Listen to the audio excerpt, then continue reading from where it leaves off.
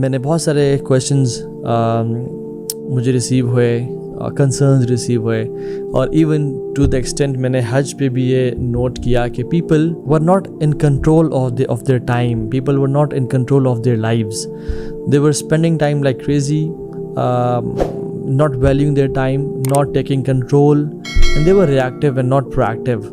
Laziness شاید کوٹ کے بھری جا چکی ہے ہماری اس امت میں، شاید ہمارے اپنے اعمال کا نتیجہ ہے. People are wasting time on movies like Barbie and Oppenheimer and Mission Impossible and online games and what not. Social media straight 4-5 hours اور screen time گھنٹے سے بڑھ کے 2 گھنٹے ہوا، اور پھر ایسا ایسا now it's 4 to 5 hours a day. اور آج کل کے تو جو بچے ہیں، جو یوتھ ہے، ان کا screen time it's more than 6 hours. سبحان اللہ. اس دور میں، اس ٹائم میں کیا کیا جائے؟ how to take control of your life and how to make your life worth it. ایک کوٹیشن ہے، I am not a product of my circumstances, I am a product of my decisions. یہ Stephen کوی کا کوٹ ہے، author of the book 7 Habits of Highly Successful People.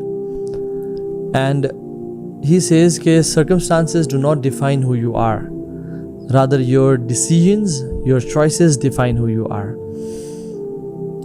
اور ہم دیکھتے ہیں کہ یہ ایگزامپل، بلکہ ایک میں نے شاید پہلے بھی واقعہ سنایا ہو کہ 2 بچے تھے، ایک ایسے انسان کے جو کہ شرابی تھا، کبابی تھا، زانی تھا، گناہوں میں انوالو تھا، وومنائزر تھا، مارتا تھا اپنی بیوی کو، فیلئر بیسکلی. جب اس کے بیٹوں کو دیکھا تو ایک بیٹا اس سے بڑا نشائی، اس سے بڑا وومنائزر، اس سے بڑا ایبیوزر بنا، اور دوسرا بیٹا سرپرائزنگلی بہترین اخلاق اور کردار کا، سکسیزفل ان دنیا ان دا آخرہ، حافظ قرآن. تو جب لوگوں نے ان سے الگ الگ یہ کوشچن پوچھا کہ آپ ایسے کیسے بنے، تو جواب دونوں کا سیم ہی تھا کہ جس کا باپ ایسا ہو اس سے آپ کیا امید کر سکتے ہیں.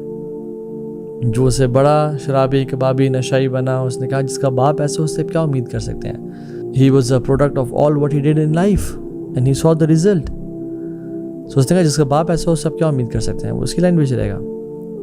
So circumstances do not define us, our decisions define us. اور اسٹیفن کوی نے اپنی بک 7 Habits of Highly Effective People میں جو سب سے پہلا ہیبٹ، سب سے important habit to start with and to begin with, وہ لکھا بی پرویکٹیو. سو میں چاہتا ہوں کہ ہم نا آج لیزینس کو اوور کم کریں، لیزینس کے بارے میں بات کریں، اور لیزینس کو انڈرسٹینڈ کریں by learning about productivity and learning about productivity کے زندگی میں انسان زندگی گزرنی کیسے چاہیے، ایک مسلمان کی زندگی کس طرح سے گزرنی چاہیے.